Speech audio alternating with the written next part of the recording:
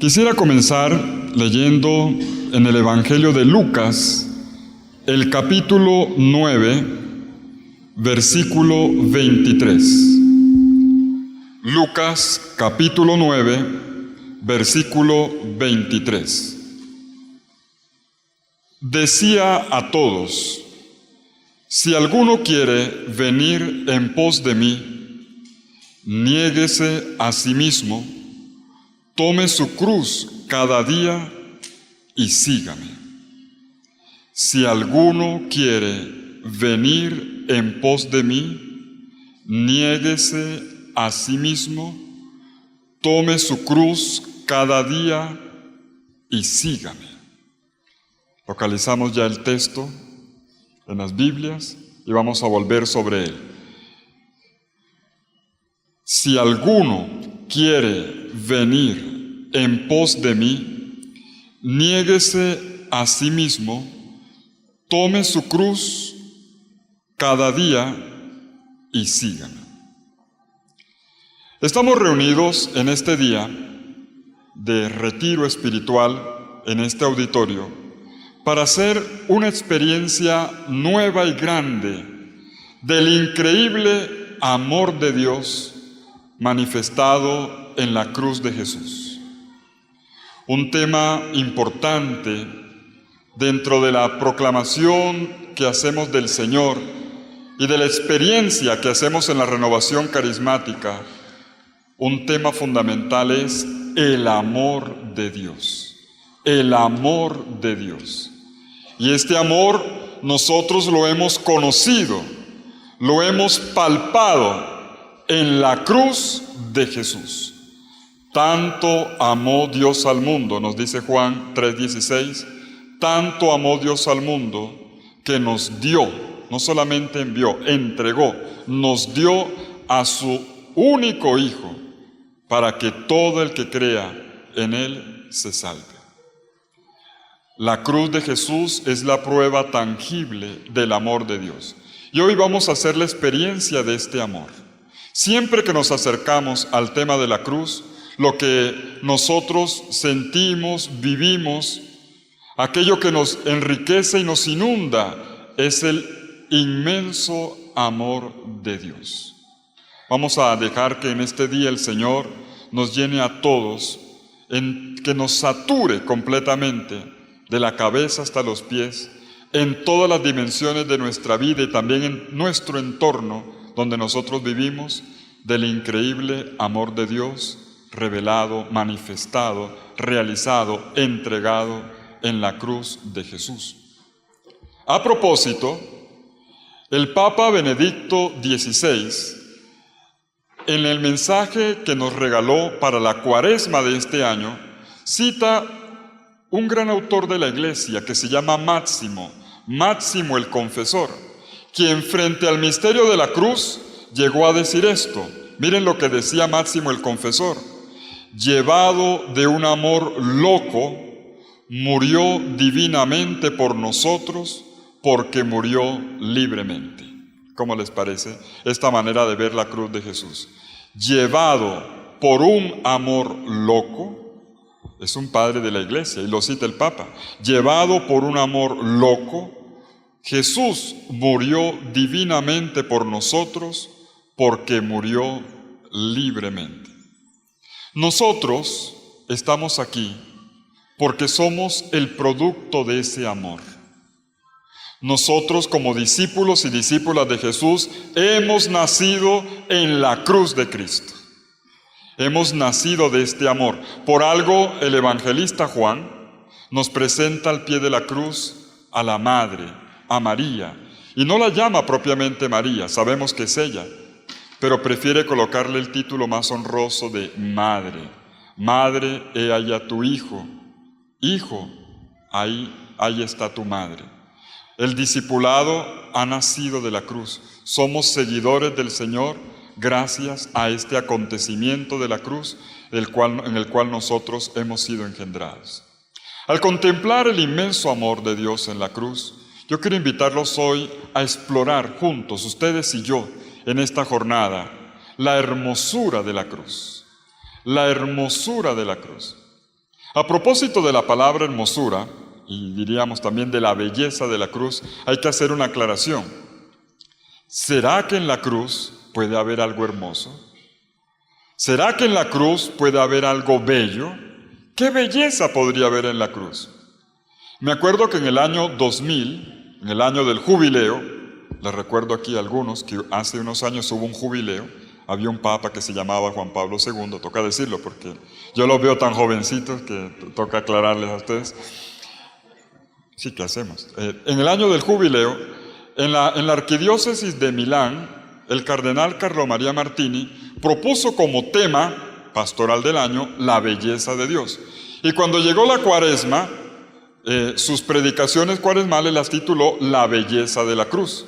Y se metió en un lío. Se metió en un lío tremendo. Cuando fue a empezar la primera predicación sobre la belleza de la cruz, él inmediatamente manifestó un poco así la dificultad, lo engorroso que era tratar el tema. Y le salió espontáneo. ¿Qué belleza podrá haber en la cruz? Porque la cruz, para decir verdad, de hermoso no tiene nada. De hermoso no tiene nada.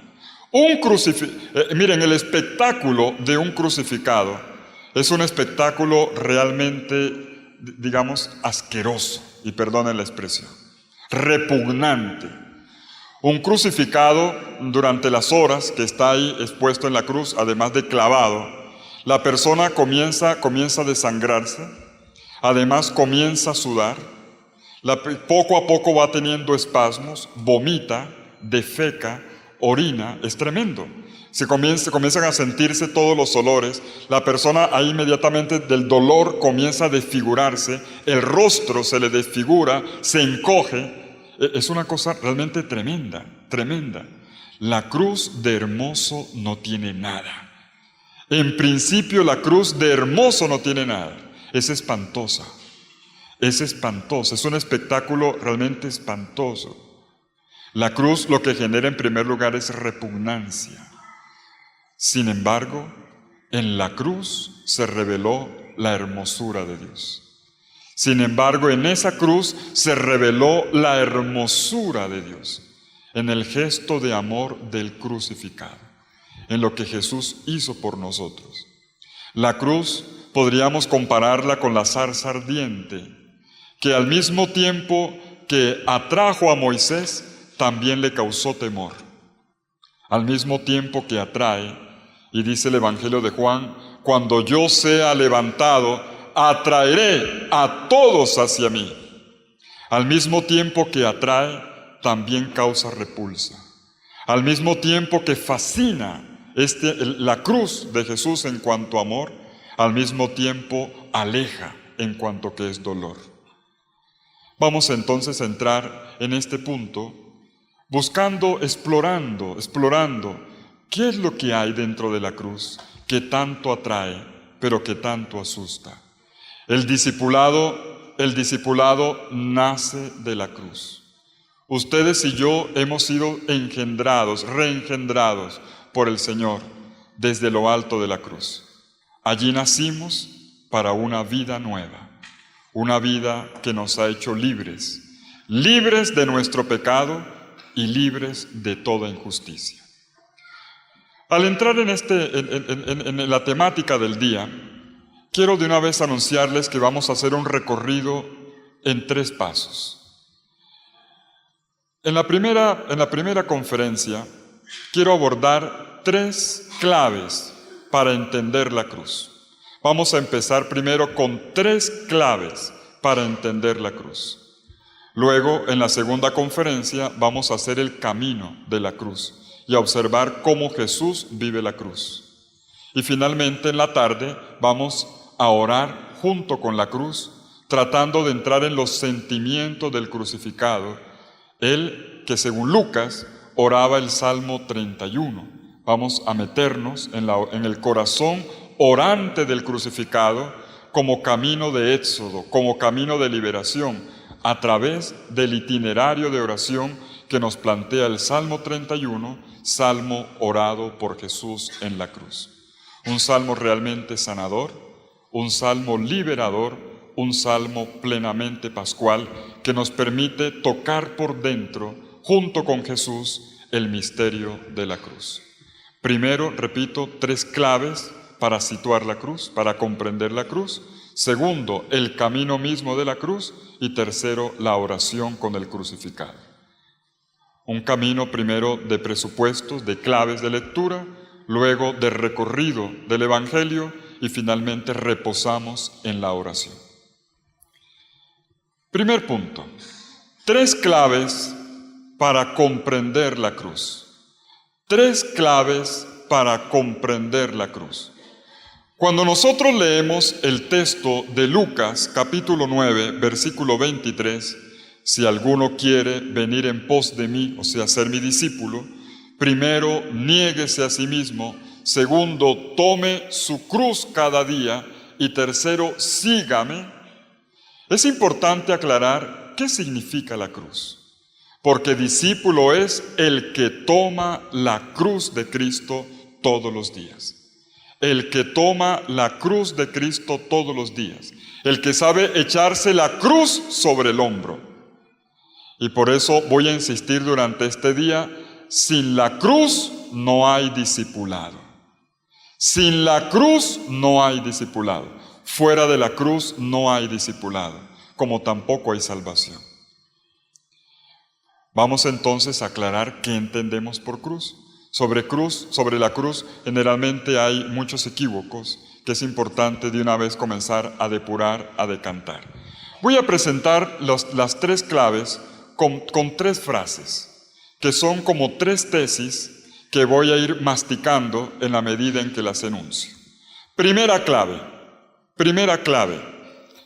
La cruz no es la cruz, sino el crucificado. Primera clave. La cruz no es la cruz, sino el crucificado. Yo sé que la frase suena redundante, y de hecho las otras 2 que voy a decir también van a sonar así, pero voy a explicar, soy consciente de la redundancia. Primero, la cruz no es la cruz, sino el crucificado. ¿Qué tal si lo repetimos todos? La cruz no es la cruz, sino el crucificado. Con esto estoy diciendo que la cruz es secundaria. La cruz es algo accidental. Atención con esto. La cruz es algo accidental. Pero cuidado. Cuando digo accidental, no estoy diciendo que Jesús murió de un accidente. No estoy diciendo eso. Que de repente Jesús estaba crucificado y se le partió el palo de la cruz y se cayó y se reventó. No, cuidado, eso suena ya un poco imaginación un poco perversa. Cuando digo que la cruz es un accidente, estoy diciendo que es secundaria. Estoy diciendo que Jesús hubiera podido morir. Miren, Jesús hubiera podido morir de otra manera y aún así habríamos sido salvos.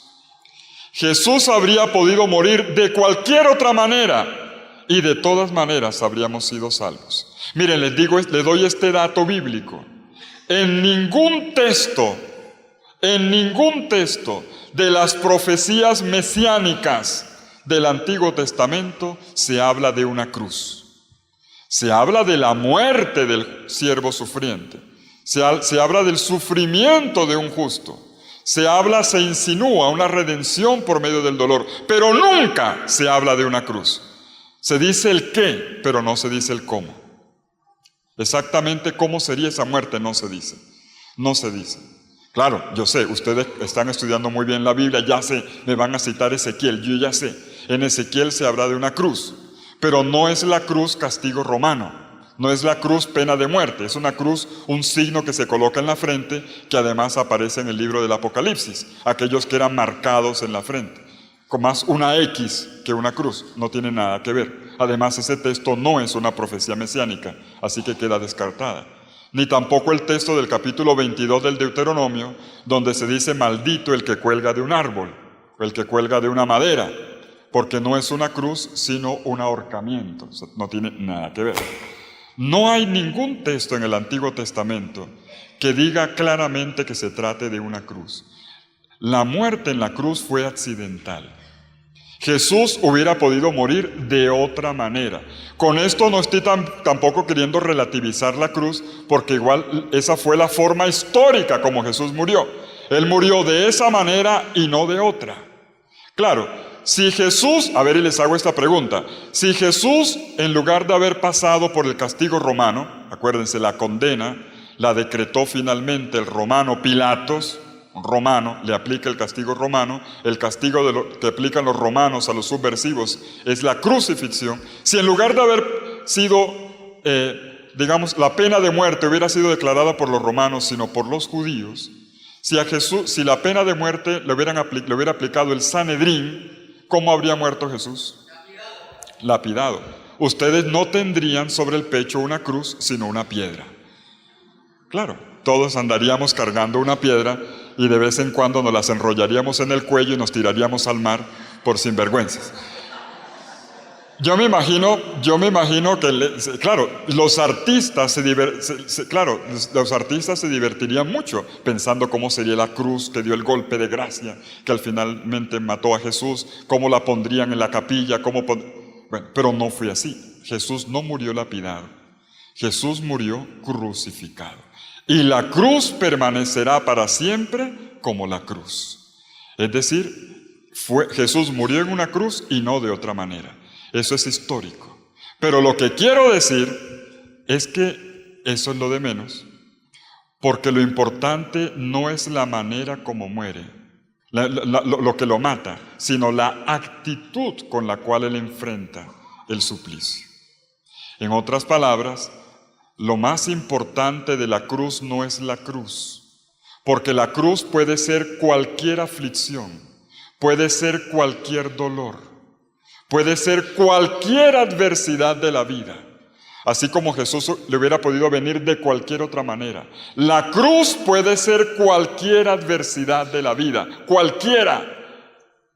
Lo importante no es la adversidad en sí, lo importante es la actitud con la cual tú la enfrentas. Esa es la clave número uno. Esta es la clave número uno. El problema no es el dolor, el problema es la actitud que tú tienes ante el dolor. La experiencia de la cruz no es la cruz en sí, sino la manera como el crucificado se echó sobre el hombro aquella cruz y la transformó en una fuente de vida. Eso es lo que importa, en primer lugar. Esto tiene consecuencias. Esta primera clave tiene consecuencias. Echarse la cruz sobre el hombro no es echarse una cruz de madera. No es como se representa a veces en la Semana Santa. Mucha gente que inclusive sé que en Filipinas, por ejemplo, hay uno que se crucifica tal cual para parecerse al Señor. Por ejemplo, en la costa, en Santo Tomás Atlántico, hay unos flagelantes que caminan todo el Viernes Santo y se echan látigo en la espalda y de esta manera están imitando a nuestro Señor. Todos los días tenemos suficientes cruces. Todos los días tenemos suficientes cruces. Miren lo que dice Lucas 9:22, Lucas 9:23. Cargue con su cruz cada día. Esa palabrita es muy de Lucas. Esa palabrita se la colocó Lucas para que nos quede bien claro de qué se trata. La cruz no hay que buscarla. La cruz no hay que buscarla. La cruz siempre viene sola. La cruz no hay que buscarla. La cruz siempre viene sola. No es que me voy a poner entonces tal cosa para sufrir más. Óyeme, pero si todos los días tienes suficiente cruz para resucitar. Siempre hay una cruz para resucitar. Y eso es importante tenerlo muy claro. Todos los días tenemos suficientes cruces. Todos los días tenemos suficientes cruces para resucitar. Toma tu cruz cada día. La experiencia de la cruz es la actitud que tú tienes frente a las adversidades de la vida. ¿Cómo enfrentas tú las adversidades de la vida? ¿Cómo debería afrontarlas un discípulo de Jesús? Con las mismas actitudes con las cuales Jesús afrontó las suyas. Concretamente esta, la definitiva. Primera tesis, primera clave: la cruz no es la cruz, sino el crucificado. Vamos a repetirlo todos. La cruz no es la cruz, sino el crucificado. ¿Qué hemos querido decir con eso? No que la cruz no sea importante, sino que lo más importante es la actitud con la cual Jesús enfrentó esta concreta, esta que fue histórica, esta que fue real, y que es la imagen de todas las adversidades que nosotros podemos tener en nuestra vida. Primera clave. La cruz no es la cruz, sino el crucificado. La cruz puede venir de muchas formas. Puede venir de muchas formas. Ella siempre viene sola. Y nadie tiene derecho a ser cruz de nadie. Como una vez que escuchaba un señor que le decía a su esposa, es que yo soy tu cruz. No, olvídate. No seas sinvergüenza. Está para ponerle la mano allí donde la mamita le puso el tetero. Por sinvergüenza. Por sinvergüenza. ¿Cómo le ocurre decir eso? Nadie tiene derecho a ser cruz de nadie. Ni tampoco debe ponerse a buscar más cruces de las que ya tiene. Puede pasar, por ejemplo, yo en ese momento vivo en Bogotá, que a mí se me ocurra subir el cerro de Monserrate, 300 metros de altura, bien empinados, subirlos de rodillas y llegar sangrando ante el Cristo caído de Monserrate, haciendo penitencia, pero cuando yo bajo la montaña, no soy capaz de perdonar a mi superior que me dijo algo que no me gustó, pero no soy capaz de ayudar a una persona que me pide ayuda, pero no soy capaz de... ¿Entonces qué hice? No he hecho nada. No he hecho nada. La cruz no es la cruz, no es el dolor. La cruz es la actitud. La cruz es la actitud, es la actitud. No es, ¿de qué me sirve a mí colocarme piedras en los zapatos, unas piedrecitas para sufrir más? O dejar de comer pescado, porque dicen que en la cuaresma uno come pescado para hacer penitencia. Para mí la penitencia es no comer pescado. Es lo que más me gusta que hago. Para mí es lo contrario. ¿De qué me sirve a mí hacer esa penitencia cuando mi corazón no se ha abierto? Cuando mi corazón no ha cambiado, cuando sigo en las mismas, cuando no ha habido una renovación en mí, cuando no he superado el rencor frente a una situación, cuando no he sanado recuerdos ni experiencias. No he hecho nada. No he hecho nada. Primera clave, otra vez, primera clave, la cruz no es la cruz, sino el crucificado. Segunda clave, avancemos. Segunda clave, porque hay harta materia hoy. Segunda clave. La segunda clave va unida a la primera y la formulo también con una frase que suena redundante, pero la voy a explicar también como la primera. Segunda clave. La cruz es la transformación de la cruz. Segunda clave. La cruz es la transformación de la cruz. La cruz es la transformación de la cruz. Me explico. La cruz no se hizo para quedarse cruz. La cruz no se hizo para quedarse cruz. La cruz se hizo para resucitarla. La cruz se hizo para resucitarla. Y les digo más, cruz que no resucita no es cruz cristiana. Oigan, mire lo que voy a decir. Cruz que no resucita no es cruz cristiana. La cruz no se hizo para quedarse cruz. Y yo conozco tantas cruces, miren, tan mal llevadas, muy mal llevadas, cruces llevadas con desgano, con rabia, e inclusive en franca guerra con Dios. Señor, ¿por qué me mandaste esta cruz a mí? Perdóneme, pero hay gente brava con Dios. Hay gente de pelea con Dios por el tema de la cruz, por el tema de la cruz. No han entendido nada. No han entendido el planteamiento del Señor. Están bravos con Dios porque no han entendido la cruz. La cruz no se hizo para quedarse cruz. La cruz se hizo para resucitarla. Es decir, el dolor no es un valor en sí. El sufrimiento no es un valor en sí. Eso es lo que nos está diciendo la cruz. La cruz es un anuncio profético de la transformación de este dolor. De la transformación profunda y no superficial, profunda de este dolor, de este sufrimiento, de esta adversidad. La cruz cristiana es siempre una cruz pascual. Por eso conectemos la primera clave con la segunda. En la primera decíamos que la cruz no es la cruz, sino el crucificado. Es decir, el problema no está en el dolor, ni en el sufrimiento, ni en la adversidad, porque todo el mundo en este mundo sufre. Y eso no es propio de los cristianos. Todo el mundo, de cualquier religión, de cualquier raza, de cualquier parte del planeta, no importa si cree o si es ateo o si es agnóstico, todo el mundo en este mundo sufre. Eso es parte de la naturaleza humana. Lo cristiano no es el dolor, lo cristiano es la actitud frente al dolor. Es la manera como se enfrenta este dolor. ¿Y cómo lo enfrentó Jesús? Esa es la segunda clave. Jesús lo enfrentó echándoselo sobre el hombro, no sacándole el cuerpo, echándoselo sobre el hombro y cargándolo. ¿Cargándolo para qué? ¿Para aplastarse por el dolor? No. Jesús cargó la cruz para resucitarla. Jesús cargó la cruz para resucitarla. Es decir, a cada cruz hay que hacerle un vía crucis. A cada cruz hay que hacerle un vía crucis. Eso es tomar la cruz. Eso es tomar la cruz.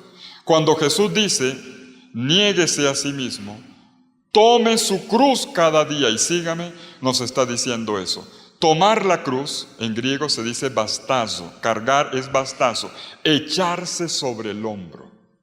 Echarse algo sobre el hombro, es decir, apropiárselo. No vivir como si eso no existiera, no, es ponerle el pecho a los problemas. Es no huir de los problemas, es no esconderse de los problemas, es resolver los problemas. Ponerle el hombro a la cruz es enfrentar los problemas. Échate tu vida sobre tus espaldas. Échate tu vida sobre tus espaldas. Responsabilízate de tu vida. Responsabilízate de tu vida. No huyas de los problemas.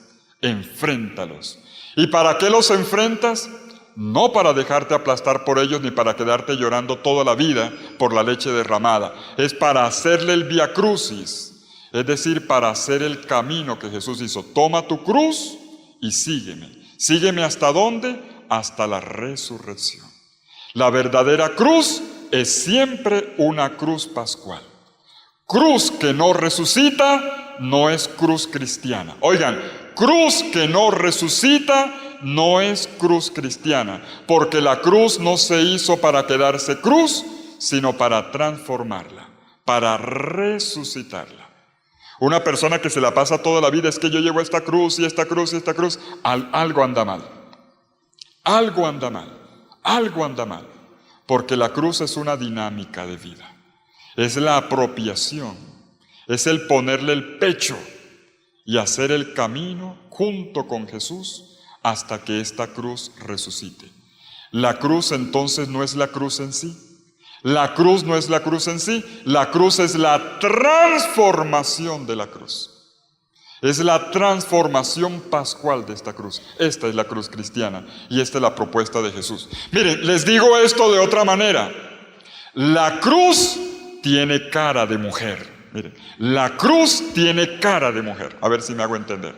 Y no me miren así las señoras. Claro, la cruz tiene cara de mujer. Más exactamente, tiene cara de mamá. La cruz tiene cara de mamá. Eso no es mío. Eso lo dijo Jesús, el mismo Jesús. Jesús explicó la cruz en el Evangelio. Mírenlo por favor en Juan. Miren la escritura por favor. Miren Juan, capítulo 16, versículos 20 y 21. La cruz tiene cara de mamá. La cruz tiene cara de mamá. Juan capítulo 20, versículos 21 y 22. Capítulo 16, versículos 21 y 22. Siempre cuando llegan las 11 de la mañana tengo algún lapsus. Dice el Señor, miren cómo Jesús explica la cruz. En verdad os digo que lloraréis y os lamentaréis. Ojo con la frase, leamos juntos. En verdad os digo que lloraréis y os lamentaréis. Así que por favor, ninguno le diga al Señor, Señor, ¿por qué tengo problemas? Señor, ¿por qué? Óyeme, pero si el Señor nunca te dijo lo contrario. El Señor lo que te anunció era que ibas a llorar. El Señor lo que te anunció era que ibas a llorar. En verdad os digo que lloraréis y os lamentaréis. Más clarito no puede ser. Lloraréis y os lamentaréis. Y el mundo se alegrará. No faltará, miren Juan 16:20, no faltará la persona que el día que te vaya mal haga fiesta. No faltará la persona que se frote las manos y se alegre el día en que tú tengas una desgracia. Dice, y el mundo se alegrará. Y el mundo se alegrará. No faltarán personas que quieran verte destruida, que quieran ver tu vida aniquilada. Lloraréis y os lamentaréis, y el mundo se alegrará. Estaréis tristes, sigue todavía, estaréis tristes, y aquí viene la frase importante, ojo, para subrayarla con tinta de oro en la Biblia. Pero vuestra tristeza se convertirá en gozo. Ven ahí la tesis número 2. La cruz es la transformación de la cruz. Segunda clave. La cruz es la transformación de la cruz. La cruz no se hizo para quedarse cruz, sino para transformarla. Dice Jesús, vuestra tristeza se transformará, se convertirá en gozo. Mucha atención, por favor. Atención con esto. La resurrección viene de dentro de la cruz. La resurrección viene de dentro de la cruz. La resurrección no es un añadido a la cruz. La resurrección no es un añadido a la cruz. Es decir, hasta el Viernes Santo, sufrimiento y toda la cosa, llega el Sábado Santo por la noche, vigilia pascual, quitemos todos los signos de muerte y pongamos ahora alegría y cantemos Cristo resucitó. No hemos entendido nada. Esa no es la idea. Esa no es la idea. La alegría pascual, la alegría de la resurrección, no es una alegría que viene a compensar, que viene a mitigar los dolores de la cruz. No. La alegría pascual es la superación de la cruz. Es la alegría que viene, que es el resultado de la transformación de la cruz. Podemos correr el peligro de hacer sándwiches espirituales. Miren, yo le tengo pavor a los sándwiches espirituales. Yo sé que ahora viene la merienda, no me preocupe. Yo le tengo pavor a los sándwiches espirituales. De repente, un amigo de uno está triste, está con la depre, está con algún problema, qué sé yo, se le quebró la empresa, un hijo tuvo alguna pelea, y viene la persona con la depre, y uno llega y entonces le dice, bueno, ¿por qué no vienes aquí? Cantamos la tarde entera, cantamos Alevaré, y vamos, o damos un paseo por allá por el centro comercial, nos comemos un helado, y después vuelves. ¿Cómo no? Sacó a pasear el problema. Pero el problema sigue ahí. Puede cantar toda la tarde, así sean los cantos de mi Señor, pero cuando llega la noche la persona está igualita. La persona está igualita. Lo propio de la cruz no es la problemática, es la solucionática. Es decir, cómo transformar por dentro esta situación. Cómo superarla. Por eso le tengo pavor a los sándwiches espirituales. Es decir, colocarle encima, ser emparedados. Hay problemas, coloquémosle encima alegría a ver si se mitiga el dolor. No es la mitigación del dolor, es la superación, es la transformación del dolor. Y por eso la resurrección viene de dentro de la cruz. Hay resurrección cuando la cruz realmente ha sido superada. Hay resurrección cuando la cruz realmente ha sido superada. Mientras tanto, no hemos salido del Viernes Santo. Es decir, la cruz todavía nos está aplastando. La resurrección es la superación mediante la transformación interna de la Santa Cruz. Eso fue lo que sucedió en Jesús. Por eso, miren un detalle importante, miren un detalle importantísimo en el Evangelio. Cuando el resucitado se le aparece a los discípulos en el día de Pascua, ¿qué es lo primero que les muestra? ¿Qué es lo primero que les muestra? ¿Y eso no les parece diciente?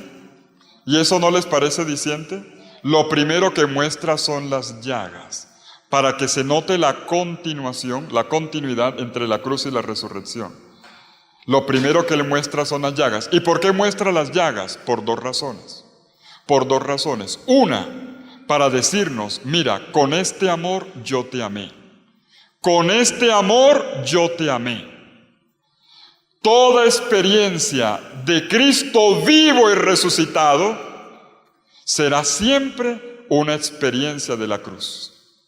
No podemos separar el crucificado del resucitado, porque vivir al resucitado es vivir la plenitud de su amor de crucificado en nosotros. La resurrección actualiza en nosotros la potencia de la cruz, el poder transformador de la cruz. Eso es lo primero. Y no se puede separar, no se pueden separar.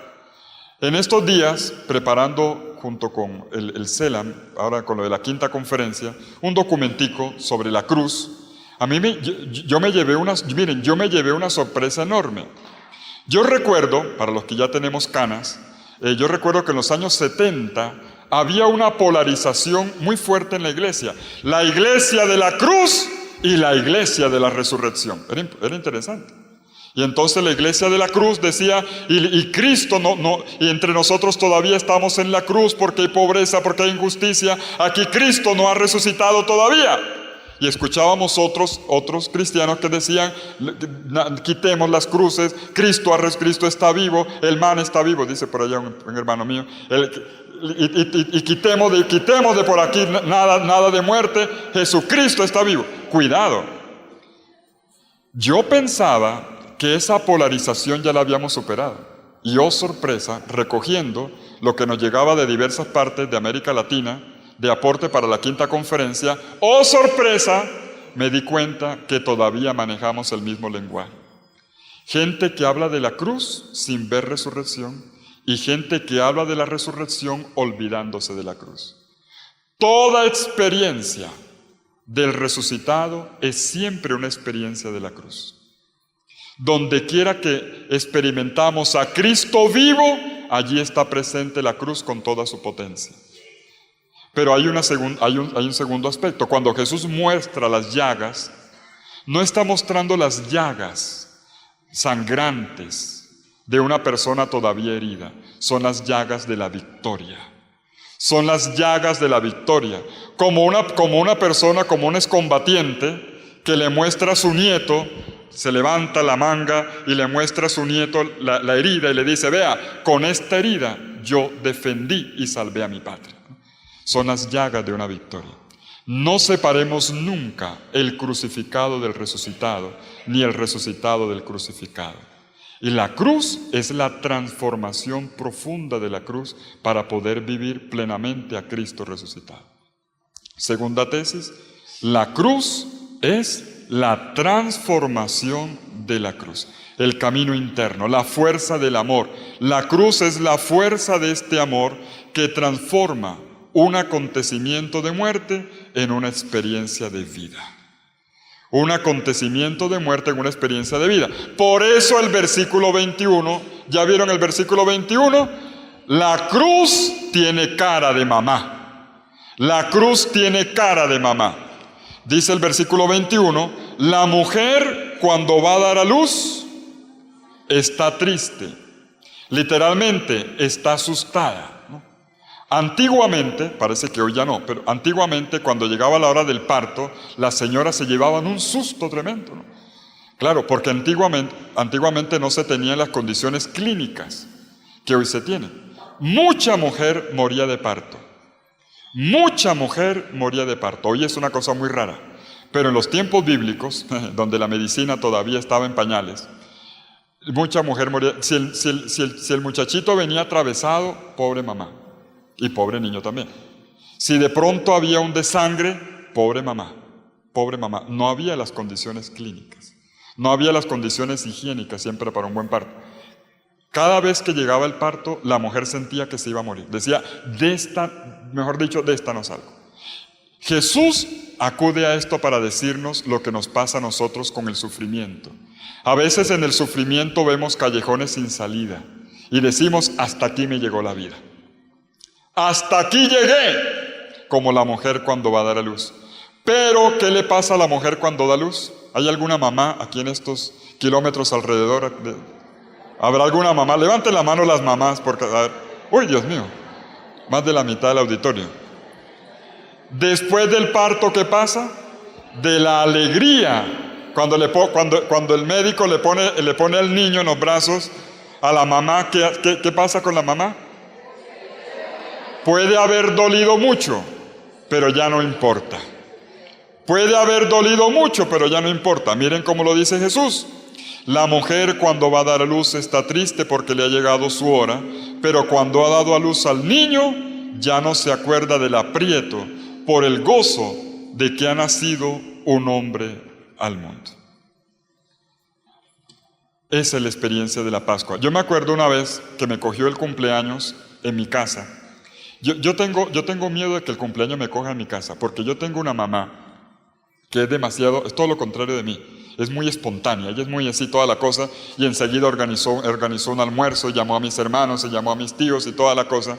Y yo ya estaba con miedo porque mi mamá tiene unas salidas que a mí siempre me hacen sentir muy mal. Mi mamá es muy espontánea, yo soy muy tímido. Y mi mamá, en el momento en que íbamos a empezar el almuerzo, mi mamá cogió la copa y dijo, yo hago el brindis. Y ay, Dios mío, ¿con qué irá a salir mi mamá? ¿Con qué irá a salir mi mamá? Y mi mamá, menos mal que lo que dijo fue una frase corta, menos mal, porque yo sentía que me moría de la vergüenza. Mi mamá cogió la copa y dijo, fue un gran dolor, pero después una inmensa alegría. Salud, ya. Menos mal, dije, menos mal. La cruz es una generación de vida. La cruz es un parto. No es el fin de la vida, es un parto. Por eso, frente a cada cruz, frente a cada adversidad, conectemos lo primero con lo segundo, frente a cada adversidad, la pregunta que yo me tengo que hacer es, ¿qué están haciendo de nuevo? ¿Qué está engendrando el Señor? ¿Cuál es el parto para el cual me está llevando esta cruz? La cruz no es un dolor de muerte definitiva, es un dolor de vida. Es un dolor generador de vida, y entonces este dolor tiene un gran sentido. Es una fuente de vida. Algo nuevo nace cuando la cruz es llevada en sintonía con Jesús. No es el fin, es la apertura de nuevos horizontes de vida para cada uno de nosotros. Primera tesis, primera clave. Vamos a apurar porque tenemos harta materia. Primera clave, la cruz no es la cruz, sino el crucificado. Segunda,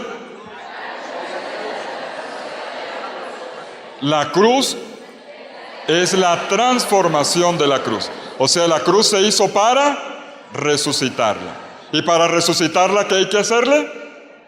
El Vía Crucis. Echársela sobre el hombro. Echarse la cruz al hombro no es aplastarse en el dolor. Es ponerle el pecho y hacer el camino de la cruz como Jesús hasta que la cruz resucite. Hasta que la cruz resucite. Y tendremos que preguntarnos, ¿habrá alguna cruz que todavía no he resucitado? ¿Habrá alguna cruz que me está aplastando? ¿Hay alguna cruz en mi vida que todavía está sin resucitar? Y repito, cruz que no resucita no es cruz de Cristo. Porque la cruz de Cristo no es cruz de muerte, sino de vida. No es cruz para aplastar, sino para exaltar. Es cruz que es dinámica de parto, de generación de vida. Si en la primera clave ha quedado claro que la cruz no es simplemente el instrumento del martirio histórico de Jesús, que eso así quedará para siempre como el gran referente, sino para todos nosotros son todas las adversidades, debe quedar claro que la cruz no es el problema, sino ante todo la actitud que yo tomo ante el problema. Como dice Andrés, que vio ahora por ahí, tiene una frase muy bonita. Cuando la cruz no es, por ejemplo, mi papá, que puede resultar un borrachón. Entonces, ¿qué cruz la que mi Dios me dio? Porque mi papá es un borrachón. No has entendido, la cruz no es tu papá, la cruz eres tú. Es la actitud que tú tienes ante el problema que tienes en la casa. Esa es la cruz. Es otra cosa, es otra cosa. La cruz no es la cruz, sino el crucificado. La actitud con la cual tú enfrentas. Segundo, esta actitud es una actitud de transformación. Es una dinámica.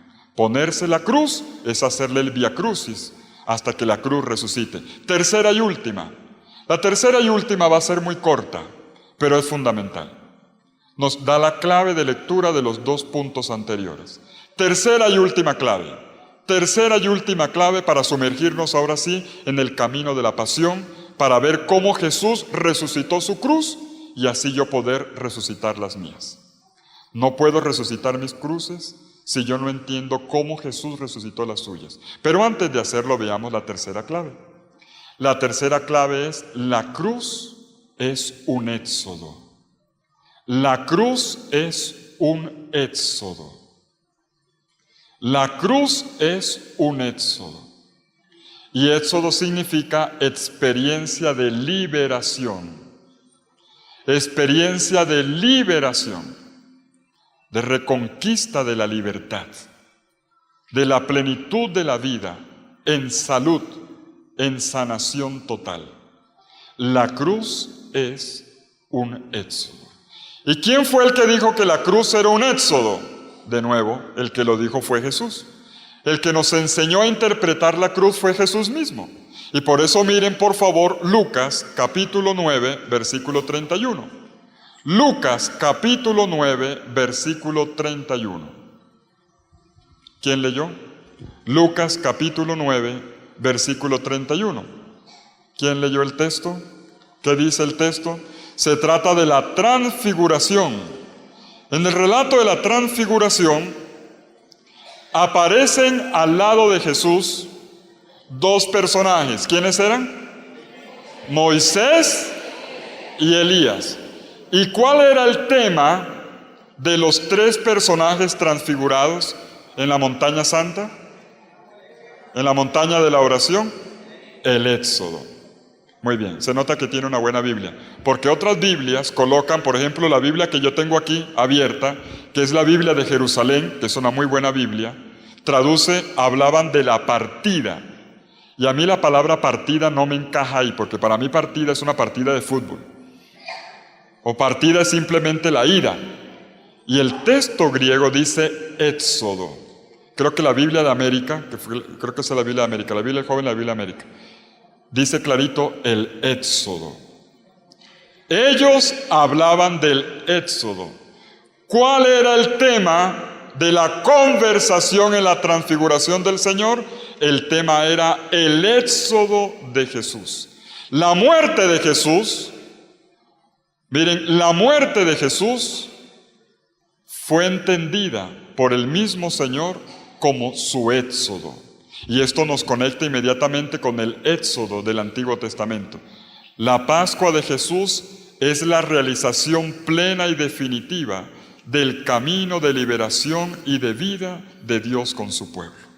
Un camino de liberación en función de la comunión con el pueblo, es decir, de la alianza. Libres para poderlo amar a Él y amarnos entre nosotros sin egoísmos y sin segundos intereses. Una liberación total. Jesús llama la cruz el éxodo.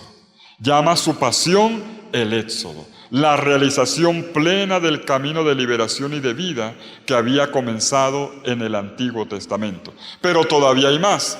Todavía hay más. ¿Por qué? Les hago esta pregunta y con eso vamos terminando. Miren, ¿por qué aparecen junto a Jesús en el monte de la transfiguración Moisés y Elías? ¿Por qué aparecen Moisés y Elías? ¿Por qué no aparece más bien Jonás? ¿Por qué no aparece Jeremías, que dicen que se parecía mucho a Jesús? ¿Por qué no colocaron el profeta Oseas, el profeta del amor? ¿Por qué tenían que ser Moisés y Elías? ¿Por qué Moisés y Elías? ¿Por qué? Por eso, muy bien. Según Mateo y según Marcos, Aparecen Moisés y Elías porque los dos representan el Antiguo Testamento. Moisés la ley y Elías los profetas.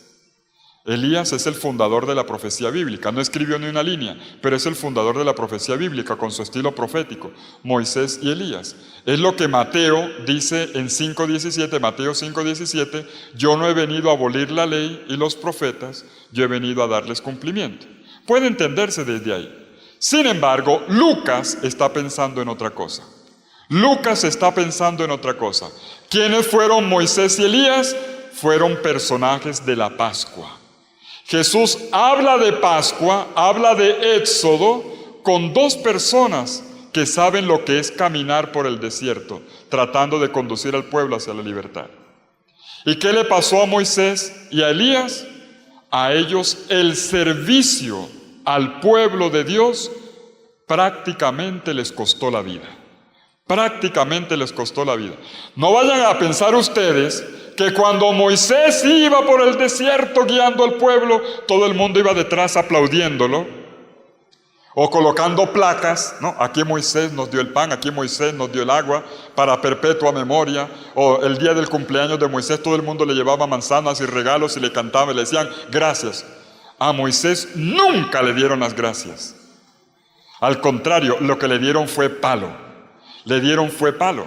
Moisés ayudando al pueblo y el pueblo todo el tiempo criticándolo. ¿Y este tipo para dónde nos lleva? ¿Y este tipo viene aquí a hacernos pasar hambre? ¿Y para dónde nos llevará? ¿Y qué pasará? ¿Y por qué reza tanto en la montaña? Nos ha dejado aquí abandonados, ¿no? A Moisés el éxodo le implicó un gran sacrificio. Miren, no es fácil. Miren, denle gracias a Dios de que a ustedes les ha ido bien. Ustedes ayudan a la gente y la gente les da las gracias y les da tarjeticas y les da aplausos. A ustedes les ha ido muy bien. A Moisés le fue muy mal. A Moisés por servir al pueblo le fue muy mal. Y para Moisés el camino más fácil era, como Moisés cada rato subía a la montaña, cualquier día en la subida a la montaña hubiera fundado la congregación de los contemplativos de Moisés y que el pueblo se les arregle, que sigan solos. Perfectamente, él hubiera podido inventar alguna cosa, o una subida a la montaña, se hubiera ido por el otro lado de la montaña, que se frieguen, ¿no? Pero Moisés no hace eso. Moisés no hace eso. Miren, servir al pueblo de Dios implica sufrimiento. El servicio implica sufrimiento. Implica sufrimiento. Esa es la lógica del siervo sufriente. Es la lógica del siervo sufriente. Por ayudar a los demás, puedes tú terminar pagándolo con tu vida.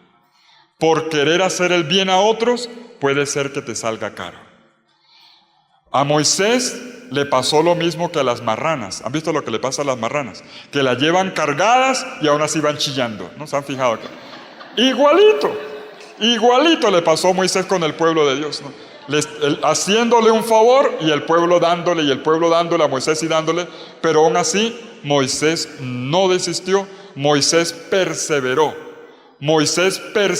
hasta el fin, a pesar de que ganas no le faltaron de dejar las cosas ahí tiradas. Pues ustedes me critican, pues friéguense. A ustedes no les gusta lo que estoy haciendo, pues me voy. Moisés no hizo eso. Lo mismo va a hacer Jesús. El servicio al pueblo implicará una perseverancia a pesar de sí mismo. A pesar de sí mismo. Y lo mismo le pasa a Elías. ¿Se acuerdan lo que le pasó a Elías? Elías, el defensor de la alianza. Ese profeta es el defensor de la alianza, no simplemente el que anuncia y denuncia, como dicen por ahí. Es una definición muy pobre de profecía. El profeta es el que vela por la fidelidad a la alianza. ¿Se acuerdan del primer libro de los Reyes en el capítulo 18? La contienda en el Monte Carmelo. Elías contra 450 profetas de Baal. La malvada reina Jezabel había traído de Tiro, propagandistas del baalismo, y habían difundido el baalismo entre el pueblo de Dios. Y Elías comenzó a sufrir. ¿Pero cómo así? Nos contaminaron la alianza. Y entonces viene la confrontación. Y en un día, ¿se acuerdan en el Carmelo? En un día, por la mañana, entonces Elías, muy diplomático, además muy elegante, dice, primero ustedes, y manda a los 450 profetas, a ver cuál hace que caiga fuego del cielo para que queme la ofrenda que está sobre el altar. Y estos rezaron, cantaron todos los cantos que se sabían, hicieron todas las oraciones posibles. Y Elías desde un ladito se reía de ellos, le decía, a lo mejor Dios está de paseo, a lo mejor se reía de ellos. Cuando llegó la tarde, ¿se acuerdan? Cuando llega la tarde, Elías, para que conste que no había efectos especiales, ni trucos, ni nada, le echó agua alrededor del altar, para que constara, y con su sola oración, ¡rum!, cayó fuego del cielo que consumió la ofrenda y además tan fuerte fue el fuego que hasta el agua todo quedó sequito, ¿no? Y el pueblo aplaudió a Elías por eso. ¿Cómo le fue a Elías? Por servir a Dios, por este hombre celoso, este profeta de fuego. ¿La gente aplaudió al profeta? No. ¿Qué dijo la reina? Miren el capítulo 19, versículo 2, que me pase esto. Que me pase eso, se refiere, si de aquí a mañana yo no he mandado a este profeta junto con sus antepasados. Le declara inmediatamente la muerte. ¿Y qué le pasa al profeta? Le entró miedo. Y sale corriendo el profeta para el monte Oreb, para la montaña, a presentarle la carta de renuncia a Yahvé. Señor, si eso es así, yo no estoy aquí para aguantar problemas. Yo vine aquí fue a servir, no a que me den palo, ¿no? Yo vine aquí fue a ayudar a la gente, no a que me traten mal. Y fue al monte Oreb y allá el Señor lo hizo cambiar de opinión, ¿no? Allá lo hizo cambiar de opinión. Es interesante. Los dos que hablan con Jesús en la transfiguración, Moisés y Elías, tienen algo en común con Jesús. Tienen algo en común con Jesús. El servicio implica sufrimiento. Servir a los demás implica, no es ayudar y tú sigues como si nada. No. Implica la lógica de la encarnación. Involucrarte de tal manera, involucrarte en el servicio de tal manera que tú puedes resultar afectado. Pero este es el amor-servicio que salva. Este es el amor-servicio que salva. Este es el verdadero camino pascual, en el cual Dios, en su amado Hijo, y lo dice la transfiguración, este es mi Hijo. Dios en su amado Hijo se involucró en el camino de su pueblo, aún recibiendo palo, aún siendo asesinado en una cruz. Dios asumió las consecuencias con tal de que su pueblo tuviera vida. Tenemos 3 claves. Primera, a ver si nos las aprendimos, porque sin esto no vamos a ver, no entendemos el resto. Primero, la cruz no es la cruz, sino el crucificado, es decir, la actitud frente al dolor. 2, la cruz es la transformación de la cruz. La cruz tiene que ser pascual si quiere ser cruz cristiana. Tercero, la cruz es el éxodo de liberación y de vida total, por el camino del servicio sufriente, por el camino de un servicio que se realiza en el sufrimiento. Si tú eres servidor o servidora del Señor, no se te olvide que para darle vida a los demás, para ayudar a los demás, hacer el bien a los demás, tú serás afectado. Y tu dolor será salvífico y tu servicio será realmente liberador y dador de vida en la medida en que tú no entregas cosas, sino que tú te das a ti mismo aún con dolor. 2 minuticos con la persona que está al lado. 2 minuticos. Habíamos pensado una serie de talleres, pero vamos a abreviar. Con la persona que está al lado. Repasa las 3 claves. Repasa las 3 claves. ¿Qué te ha quedado claro? ¿Qué te está diciendo el Señor hoy? Nada más. ¿Qué te está quedando claro? ¿Qué te está diciendo?